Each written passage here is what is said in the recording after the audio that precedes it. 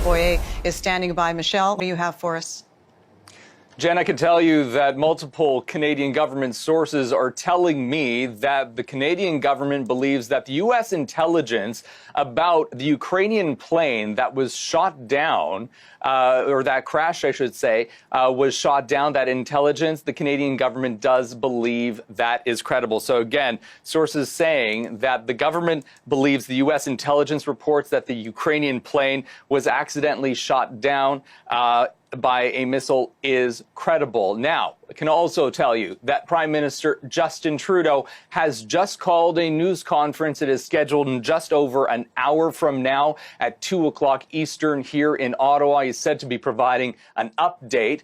And regarding this intelligence that the United States is reporting about that aircraft being accidentally shot down, the Iranian head of civil aviation has dismissed that intelligence. He has said that it is illogical. So we're hoping to hear more from the Prime Minister in just over an hour from now, hoping to have some more information for you shortly as well. Michelle, that is big news because, again, there was a lot of speculation as to how and why this plane went down. It seemed like an awful coincidence. We heard from the President of the United States a short time ago opining that he did not think it was an accident, but he said it was likely a mistake by what he called the other side, inferring that Iran may have shot down this flight, and the ramifications of that would be enormous, I'm assuming. So once again, we are expecting to hear from the Prime Minister?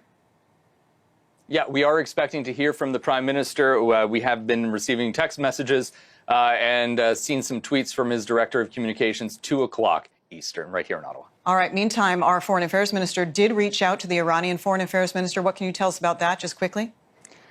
That conversation happened late last night, a very rare conversation considering the fact that Canada no longer has diplomatic ties. François-Philippe Champagne pushing the Iranian minister to get access to the grounds to be able to help recover the remains of the Canadian victims, also to help with the investigation. Also, François-Philippe Champagne did condemn the Iranian missile launch towards a camp, a military base in Iraq. We don't know how the Iranians responded to that. Right, and we've got about 30 seconds left, Michelle. It is so important to establish some kind of connection, be it via Canada or via a proxy like Italy or Turkey ambassadors, in order for those victims to be repatriated and come back to Canada. That is right, and that is the situation because Canada does not have and has not had diplomatic ties with Iran since 2012, making the situation even more complex. But if, in fact, Iran does allow Canada to be on the ground to help with that, it is a step forward. And other national security experts have said it's time to push harder to perhaps rebuild some of these diplomatic ties. Michelle Boyer with the latest breaking news out of Ottawa. We will continue to follow this developing story. Thanks, Michelle. We have some major breaking news to tell you about. U.S. intelligence officials tell the Canadian government that the passenger plane that crashed in Iran was, quote, highly likely shot down. They believe it was accidental.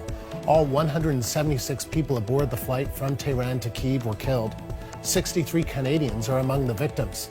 The plane went down just hours after Iran fired missiles at U.S. military bases in neighboring Iraq. CBC's Defense and Foreign Policy Specialist Murray Brewster joins me now from Ottawa with more on this developing story. And Murray, first of all, why are the Americans sharing this information now, do you think? Well, the Americans have in possession of the perhaps greatest intelligence network in the world in terms of satellites and aircraft and even foreign intelligence services on the ground. So they have a vast amount of information, and they would have no doubt been focusing very, very closely on Iran at this time. So they would have been in possession of a great deal of data and information, and they would be sharing it with Canadians. Naturally, but it's best to describe it, Andrew, as saying that that Canada is a net importer of intelligence from the United States. We have our own capabilities, but they're not as vast as the Americans. So the Americans are constantly sharing this kind of information with us. And how would the Americans have gathered this intelligence? Well, there's a whole variety of systems, like satellites, as an example. That would be the first thing. We would naturally expect the Americans to have been focused like a laser on all of the air defense systems within Iran at the time, because as we know, the missile strikes had just happened. There were high tensions. It is it's pretty evident that they would have had the missile batteries throughout Iran already sighted by satellite. So that's one of the ways that they would have been able to gather the intelligence through satellite and pre-positioning of where Iranian military assets might have been.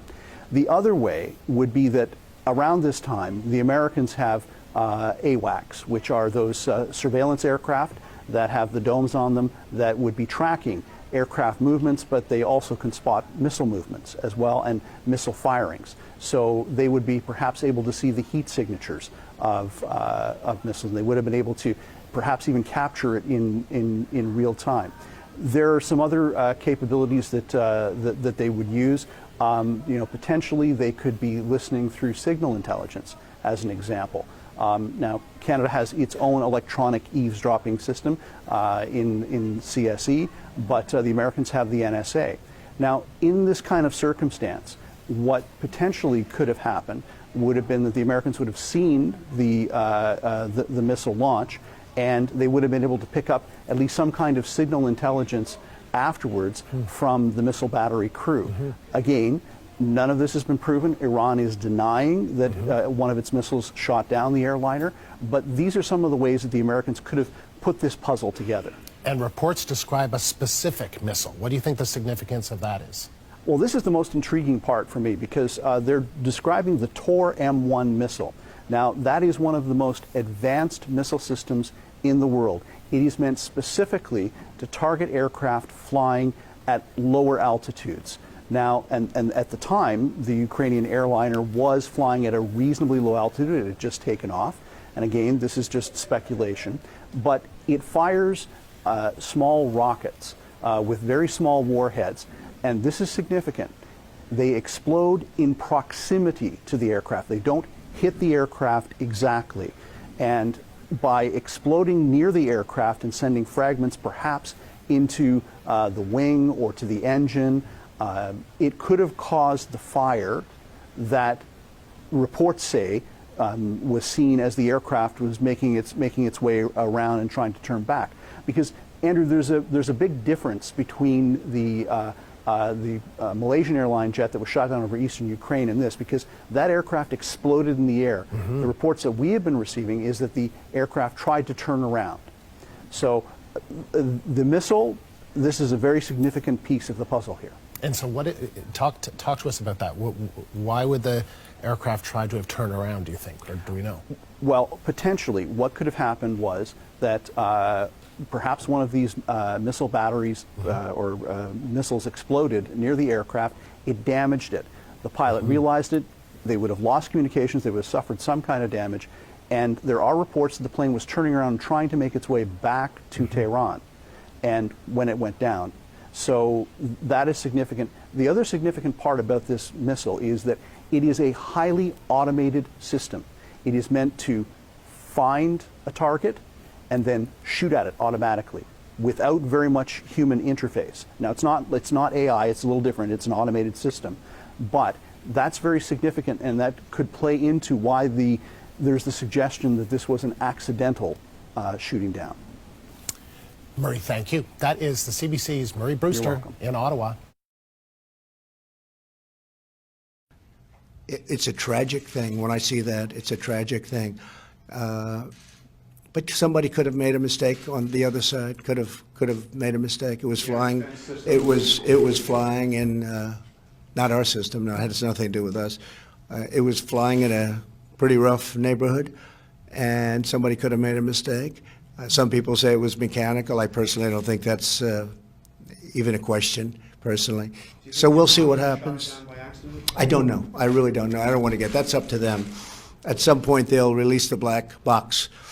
Ideally, they'd get it to Boeing, but if they gave it to France or if they gave it to some other country, that would be okay too. I think, ideally that will be released. I have a feeling that it's just something very terrible happened.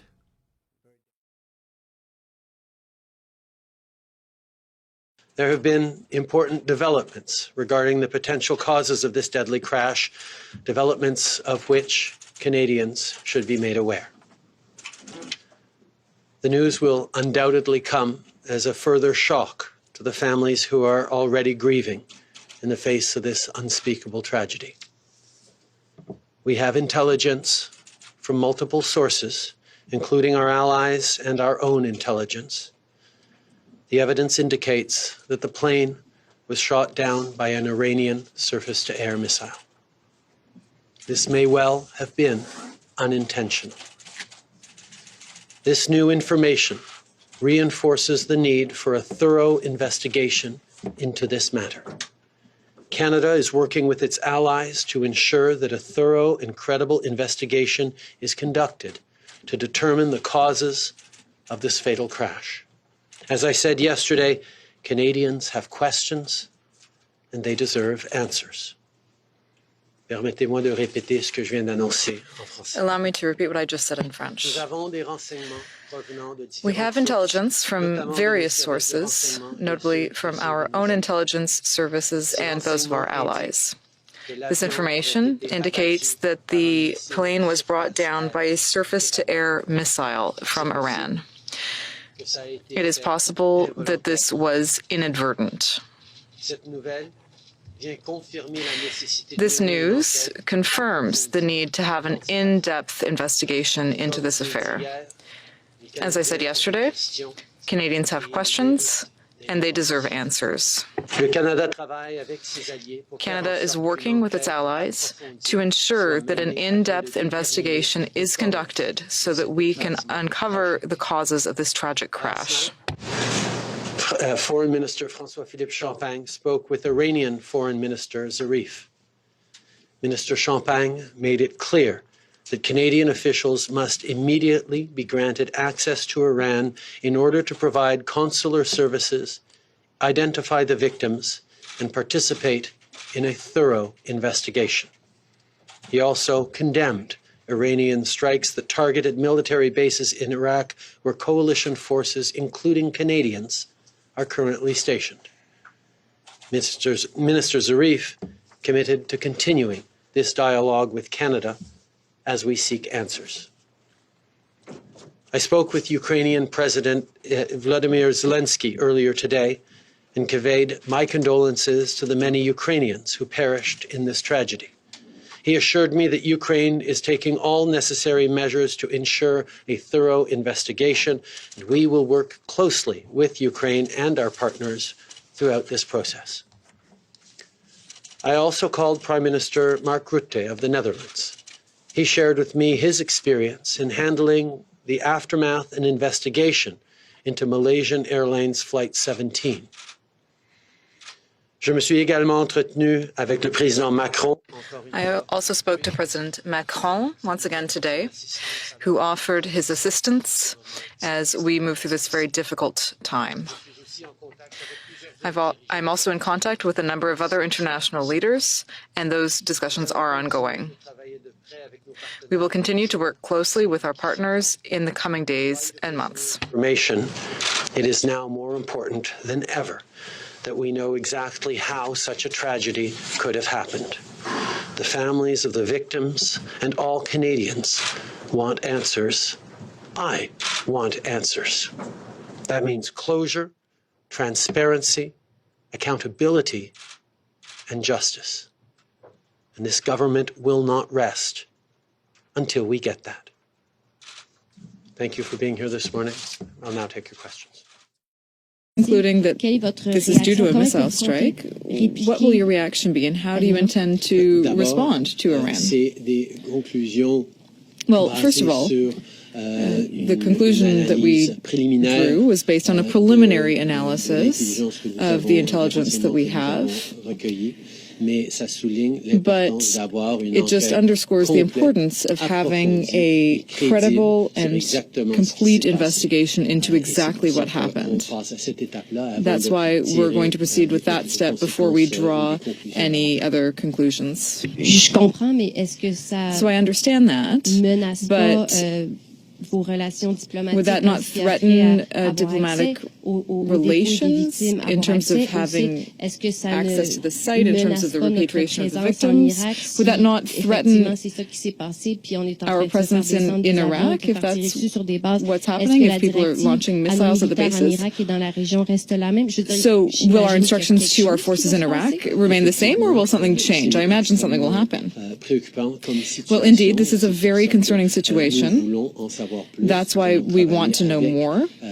We're going to be working with international authorities and with investigators and with Iran in order to get answers into exactly what happened. We recognize that this may have been done accidentally, but that just makes it even more important to clarify exactly what happened. And then we'll go down to Christian Noel afterwards. Good afternoon, Prime Minister. I just want to come back to the qualifiers you've been using may well have been unintentional. You just a minute ago said it may have been accidental. That implies that it may not have been unintentional. Can you be as definitive as you can be, knowing what you know, knowing what you can't share with us, about the intentionality of this apparent missile strike? I think that is one of the reasons why it is so important to have a full and credible investigation. Before we get into definitive conclusions, as you say, we need to ensure that we have all the facts gathered. The intelligence and evidence right now suggests very clearly a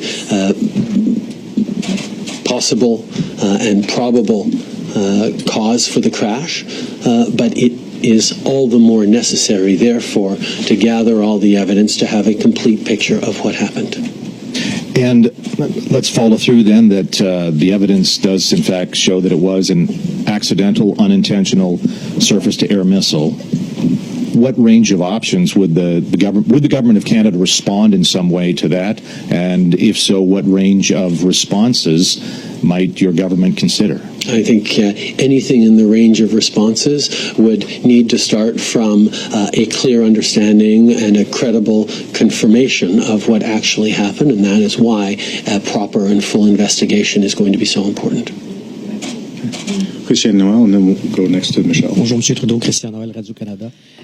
Good afternoon, Mr. Ce que vous savez présentement, est-ce que ça vous convainc hors de tout doute? Are you convinced beyond all reasonable doubt that this was a missile and that it was unintentional? Well, to be convinced beyond all doubt, we would need a credible, thorough, and in-depth investigation. And that is exactly what we're calling for. We want a complete investigation. That's what we asked for yesterday, and we're continuing to ask for that today. And those discussions are ongoing. And I want to tell Canadians and families that what we have gathered in terms of intelligence does indicate very clearly that this could very well have been an unintentional surface-to-air missile strike. And for the families of the victims who want answers, if the investigation isn't done with the full cooperation of Iran, how can you reassure Canadians that you're really doing everything possible to get answers and to have a credible, transparent investigation? Well, we understand that investigations of this type do take time.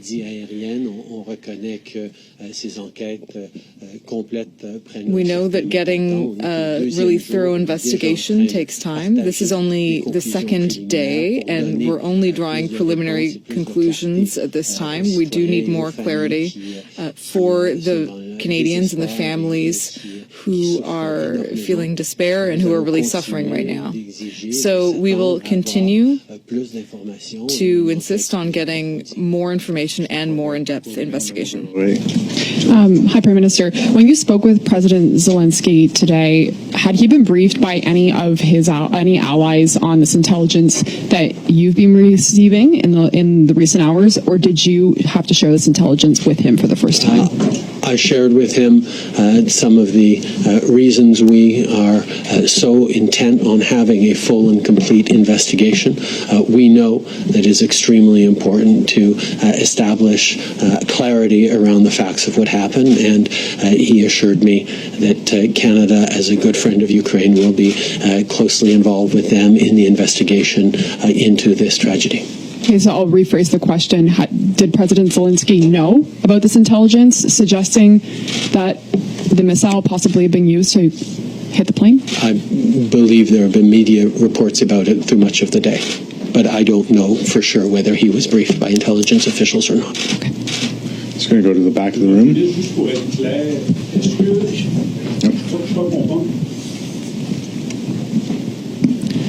If I understand correctly, you're not ruling out the possibility that this was intentional. Is that correct? It's really too early to draw any clear conclusions or to rule out any other possibilities. Certainly, we know that we need a more in-depth and credible investigation that will be able to establish beyond any doubt what the causes of this tragic accident were. Parler à son homologue, est-ce que vous avez tenté, vous, d'établir des communications avec des hauts dirigeants iraniens? There have been some discussions with other counterparts. Have you tried to talk to your counterparts? I'm willing to talk to anyone in order to get answers in this tragedy.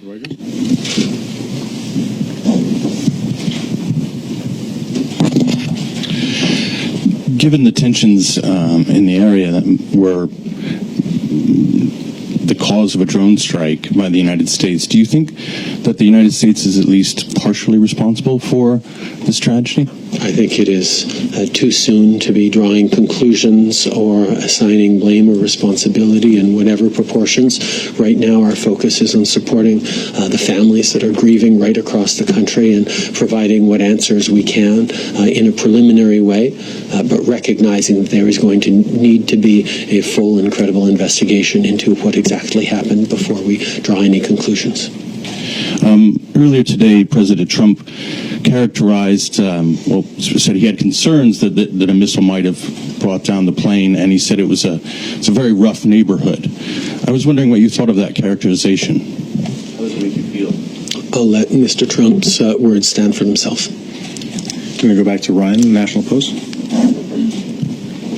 Prime Minister, we don't have diplomatic relationships with Iran. The country is already heavily sanctioned by the international community. Are you worried in terms of trying to get good behavior like access to the site and participation in the investigation that Canada doesn't have any levers here, that we don't have any leverage to force Iran into better behavior?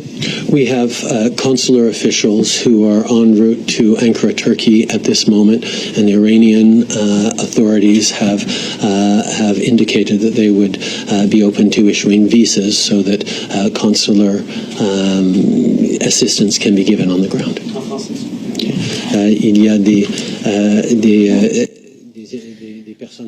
There are consular officials who are on their way to Turkey, and Iran has indicated that they would be open to issuing visas so that those people would be able to come to the site to support family. Talked with the Iranian foreign minister. Was he open to allowing Canadians to be part of the investigation? Because their air transport authority says that we have been invited to be part of the investigation. There has been openness to Canadian involvement in the investigation from the beginning, expressed by the Iranians, but Minister Champagne will be holding a press conference in a few hours where he can answer those questions in more detail. Going to go to Maura Forrest. Prime Minister, just on that same question, can you be a little more specific? How confident are you that Canadian officials will be involved in this investigation? Canadian expertise when it comes to air tragedies, to expertise when it comes to crash investigation is world class. We have much to contribute, and we have lost much in the loss of so many Canadian lives, so many families across this country grieving. We will be involved. We will offer all the expertise that we have to offer. We have already been engaged with the Ukrainians, who are part of the investigation team, and Iran has indicated an openness to Canada being engaged as well. To which degree and in what way remains to be worked out, but there is an openness there. And I just wonder what you think Canadian families of the victims must be feeling now, knowing that there is a good possibility that their loved ones have been caught up in this dispute between the U.S. and Iran. As I said, it is unimaginable what these families are going through right now in terms of grieving just for having lost loved ones. I know from conversations that have been had with government officials, with members of Parliament, with my Deputy Prime Minister who's been engaged with families in Edmonton, that families are asking for answers, and that's why we are sharing what we know as we can with Canadians right now. But there are many more answers to be given. There's much more to be found out through a complete and thorough investigation that we are certainly pushing for. But we know these families will continue to be going through extremely difficult moments over the coming hours, days, weeks, months, and indeed years. And Canada will be there with them. Lee Berthune. Yes, sir. Just wondering, do you regret not pushing harder to restart diplomatic relations with Iran as you had promised in the 2015 election? I think there were many reasons why Canada has significant issues with Iran and has for a number of years. But in this situation, it is clear that we are coming together in the wake of a terrible tragedy that has befallen Canadians. It has befallen many Iranian citizens as well. One can't forget that the majority of victims on that airline were Iranian citizens. And this is something that binds us together in our grief. And I think the desire for answers from families who lost loved ones is fairly universal. We will be working together in the best ways that we can around this tragedy. And you mentioned that you had spoken to Prime Minister Rutte. Can you talk about what advice he gave you, given their experience? He talked a lot about how it is, first of all, important to keep the families who are grieving apprised of information, even at preliminary stages, which is certainly something that we are doing today.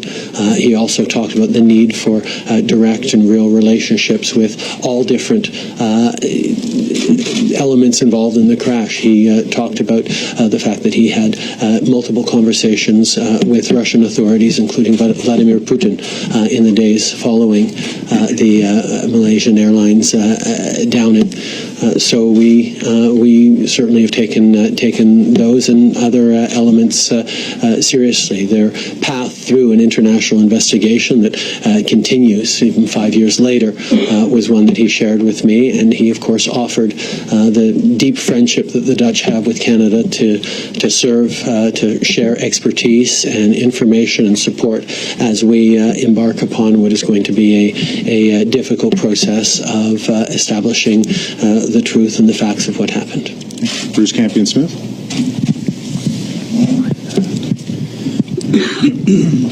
Good afternoon, Prime Minister. Just wondering if the government considers this an act of war. I think it is too early to draw definitive conclusions like that one. That is why we need a complete and credible investigation. And can you just walk us through when you became aware of these most recent allegations involving the aircraft, and also going forward, what Canada's response? Like, are you going to speak to the leadership of Iran yourself to convey Canada's views on this? And should there be an international commission for an investigation? We got confirmation over the course of last night and this morning on this particular set of conclusions that I've shared today. But obviously there is much more work to be done, much more data to be analyzed, and that's why the credible investigation is so important. I think there is a call, and there are incidents of tragic crashes like these ones multiple parties who are mandated to be involved, from manufacturers of the airplane, and with France being the engines of the airplane being manufactured in France. That gives a certain authority for the French to be involved as part of the international investigation process. Countries that have victims on the plane also have standing in an investigation. Canada, of course, is the country outside of Iran that has lost the most citizens. The country of operation and ownership of the aircraft is also responsible, and that has a responsibility in the investigation, and that involves Ukraine. There are many different international elements in an investigation of this type, and that is what we will be drawing on as we move forward. Okay, guys, we have time for maybe two last quick questions. So one from Rosemary Barton, and then we'll go to John Iveson. Prime Minister, obviously you suspected, you feared the worst when you were asked whether you could rule out that this had happened. It may have been confirmed overnight, but you obviously had your own concerns. Can you just talk a little bit about what your reaction was when it was confirmed? Were you outraged? Just explain to me what went through your head, knowing that innocent lives were taken. My first thought is for the families that we have been getting to know over these past 24 hours through news articles and reports back from various conversations they've had with MPs, with government officials. They are already going through a terrible, terrible grieving process, and to further have an understanding that this may have been caused by a surface-to-air missile strike is compounding, and that my thoughts instantly went to how much harder this must make it for those families who are experiencing just a terrible amount of grief right now. My first thoughts were for the families who were already suffering terribly after losing their loved ones. But knowing that there may have been this additional aspect, the missile strike, only makes things harder for them. So we will be there for them in this difficult time. Prime Minister, if it turns out to have been a missile strike, Canada's options would seem to be pretty limited. Is the Magnitsky Act a tool that could be used against individuals who are deemed to be responsible? I think it is too early to draw conclusions on what tools could eventually be used, depending on the final assessment or final conclusions of a complete investigation. Our focus right now is on giving immediate support to the families, working with them to ensure that the remains of their loved ones are brought home to Canada, if that is their wishes, and indeed move forward on a full and complete investigation so that we can then look at next steps in the healing, accountability, justice process.